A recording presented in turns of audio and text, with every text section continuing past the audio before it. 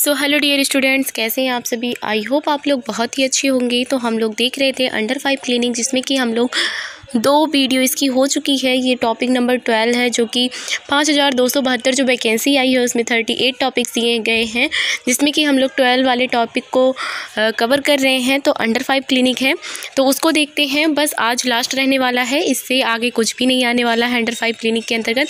तो अगर आप ये 3 वीडियो देख लेते हैं तो आपका एक टॉपिक क्लियर हो जाता है। तो चलिए वीडियो को स्टार्ट करते हैं। देखिए, जो प्रोग्राम्स हैं तो पूछा जाता है सैम से प्रभावित जो बच्चों का इलाज कहाँ होता है। जैसे कि मैं क्वेश्चन वाइज करवा रही हूँ, थ्योरी तो मैं आपको पढ़ा चुकी हूँ 2 वीडियो में। तो इसमें मैं ये बता रही हूँ कि किस तरीके से क्वेश्चन, उस थ्योरी को अगर आप पढ़ चुके हैं तो ही ये वीडियो देखिए, क्योंकि आपकी जब थ्योरी क्लास क्लियर रहेगी तो आप इस जो क्वेश्चन है उसको समझ पाएंगे, इसका आंसर दे पाएंगे। तो ये जो सैम से प्रभावित बच्चे होते हैं, उनका इलाज कहाँ होता है। तो उनका इलाज जो होता है वो एनआरसी में होता है। एनआरसी जिसको हम कहते हैं कि पोषण पुनर्वास केंद्र, ठीक है। तो बच्चों के ग्रोथ एंड डेवलपमेंट के लिए योजना कौन बनाता है। नेक्स्ट क्वेश्चन है कि बच्चों के ग्रोथ एंड डेवलपमेंट की योजनाएं जो हैं वो कौन बनाता है। तो वो आईसीडीएस के द्वारा बनाया जाता है। इसी तरीके से आपके क्वेश्चन आएंगे, बस क्या होगा कि उसमें ऑप्शन भी दिया रहेगा। नेक्स्ट क्वेश्चन है कि सीवियर एक्यूट माल न्यूट्रिशन, जिसको सैम कहते हैं, इसको root ready to use therapy food मतलब इसके अंतर्गत आता है।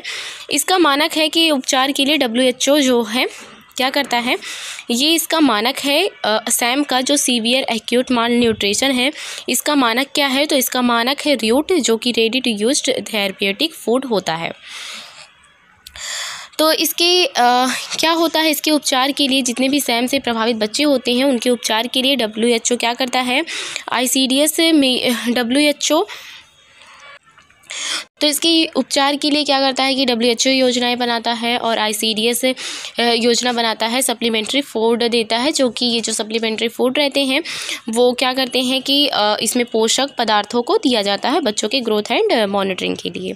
नेक्स्ट क्वेश्चन है कि राज्य और केंद्र सरकार का जो अनुपात होता है वो कितना होता है। मतलब जो पोषक पदार्थों को दिया जाता है, जो पोषण न्यूट्रिएंट्स दिए जाते हैं बच्चों को, उसमें राज्य और केंद्र सरकार का अनुपात कितना होता है। मतलब राज्य सरकार कितना देती है और केंद्र सरकार कितना देती है। तो उसमें जो होता है कि राज्य सरकार जो होती है वो 40 के रेशियो में देती है, जबकि सेंटर जो केंद्र सरकार होती है वो उसका रेशियो 60 होता है। मतलब 60 केंद्र सरकार देती है और 40 स्टेट जो होती है वो देती है। भारत में पहली 1000 दिन की खिड़की की जो अवधारणा का उद्देश्य क्या था। तो इसका उद्देश्य था कि जन्म से 2 वर्ष तक के जो पोषण और स्वास्थ्य को सुनिश्चित करना। जो जन्म से 2 वर्ष तक के बच्चे हैं उनके पोषण को और उनके स्वास्थ्य को सुनिश्चित करना ही इसका मुख्य उद्देश्य था। तो भारत में 1000 दिन की खिड़की की अवधारणा का उद्देश्य यही था। नेक्स्ट क्वेश्चन है कि आंगनबाड़ी कार्यकर्ता की क्षमता बढ़ाने के लिए कौन सा डिजिटल टूल पोषण अभियान के तहत विकसित किया गया है। तो जो आंगनबाड़ी कार्यकर्ता हैं उनकी क्षमता को बढ़ाने के लिए जो अभियान विकसित किया गया है वो है, उसका नाम है ICDS-SAS, जिसका फुल फॉर्म है common application software. Next question है कि मिड अपर आर्म सरकमफ्रेंस, जिसको हम MUAC कहते हैं शॉर्ट वे में देखें, का यूज किस उद्देश्य से किया जाता है। तो इसका ऑप्शन दिया रहेगा कि लंबाई को मापने में, ग्रोथ को मापने में, या फिर कुपोषण का आकलन करने में। तो इसमें आपको राइट ऑप्शन लगाना है कि कुपोषण का आकलन करने में। मिड अपर आर्म सरकमफ्रेंस जो जाँच किया जाता है वो कुपोषण की जाँच को करने के लिए किया जाता है। इसी तरीके से चेस्ट सरकमफ्रेंस किया जाता है, हेड सरकमफ्रेंस किया जाता है। तो ये हाइट और डेवलपमेंट को देखने के लिए किया जाता है। नेक्स्ट क्वेश्चन है कि WHO, जिसको WFP संयुक्त दिशा निर्देशों के अनुसार कुपोषण से प्रभावित बच्चों के लिए थेरेपेटिक मिल्क 75 किस चरण में दिया जाता है। तो ये किस चरण में दिया जाता है। तो इनिशियल फेज में दिया जाता है। मतलब जैसे ही पता चलता है कि बच्चा कुपोषित हो रहा है, बच्चा कुपोषण की स्थिति में जा रहा है, तुरंत ही ये थेरेपेटिक मिल्क 75 दिया जाता है। ये किसके द्वारा दिया जाता है। तो ये WHO के द्वारा दिया जाता है।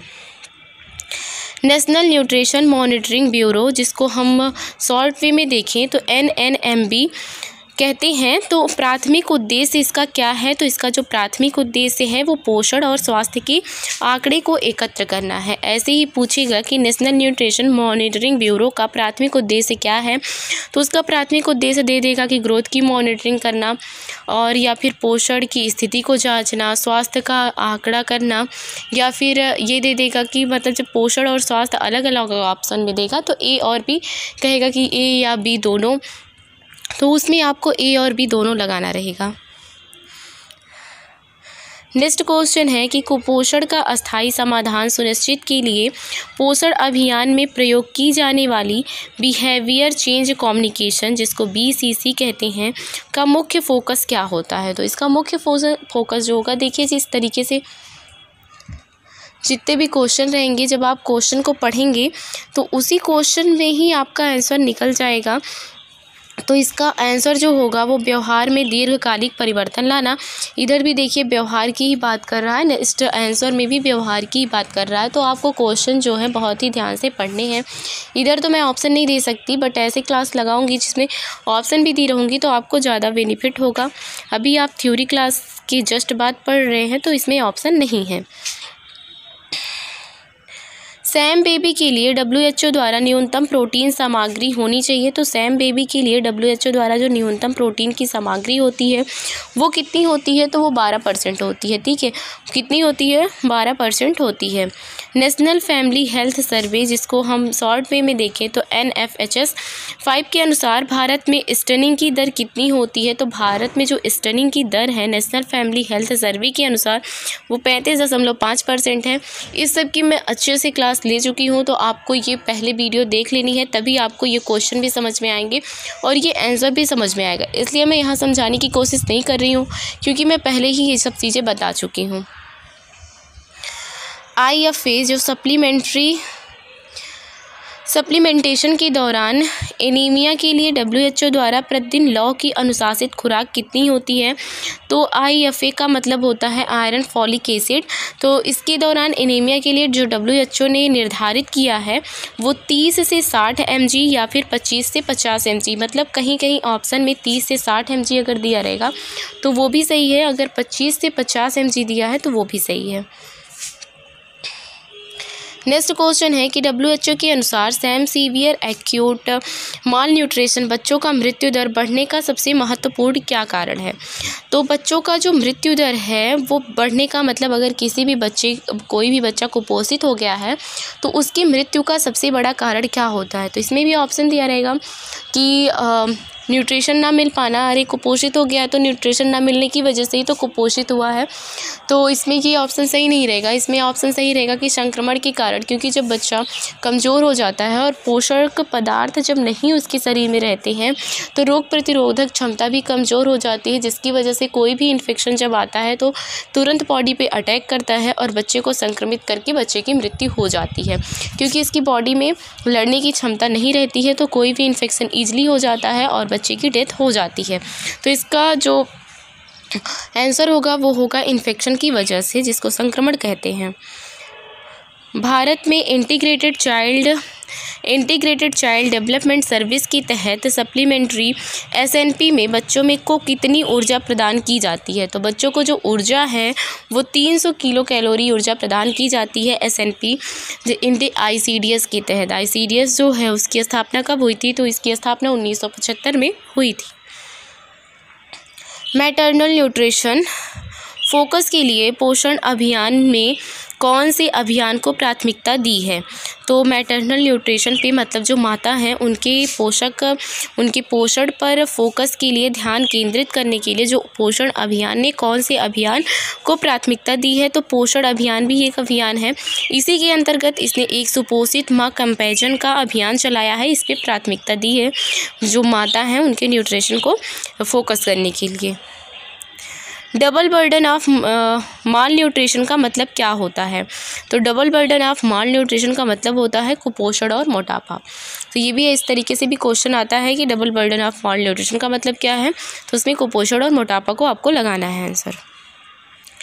Community based manage of acute malnutrition, जिसको CMMM के का मुख्य घटक क्या है, इसको शॉर्ट फॉर्म में CMAM कहते हैं। तो इसका मुख्य घटक क्या है, तो इसका मुख्य घटक जो है वो out patient care for Sam children without complication. मतलब इसका कहने का है कि जितने भी कुपोषित बच्चे हैं उनका बिना किसी कॉम्प्लिकेशन के उनका इलाज करना, मतलब उनमें कॉम्प्लिकेशन ना उत्पन्न हो तो उसके पहले ही इलाज करना, इसका क्या करना है, इसका मुख्य घटक है। किशोरी शक्ति योजना का मुख्य उद्देश्य क्या है, तो किशोरी जो शक्ति योजना है उसका मुख्य उद्देश्य है किशोरियाँ जो हैं उनके पोषण स्तर में सुधार करना, कि जिससे कि उनमें आयरन और फॉलिक एसिड की कमी ना हो, जिसकी वजह से उन्हें एनीमिया ना हो, वो एनीमिया के शिकार ना हो। किशोरियों पे विशेष ध्यान इस वजह से दिया जाता है क्योंकि किशोरियाँ ही आगे चलकर माँ बनती हैं, और एक अगर वो ही एनीमिक रहेंगी तो एक स्वस्थ बच्चे को जन्म नहीं दे पाएंगी, और फिर उनका पूरा परिवार ही अच्छे तरीके से नहीं चल पाएगा, वो नहीं जी पाएंगी और मातृ मृत्यु दर को बढ़ावा देंगी। तो इसी वजह से किशोरियों पर विशेष ध्यान दिया जाता है उनके पोषण स्तर पर। सो आई होप आप लोगों को ये चीज़ें समझ में आई होंगी। तो अच्छी लगी हो तो वीडियो तो लाइक करें, और नए हैं चैनल पर तो प्लीज़ चैनल को सब्सक्राइब करें। Thanks for watching the video.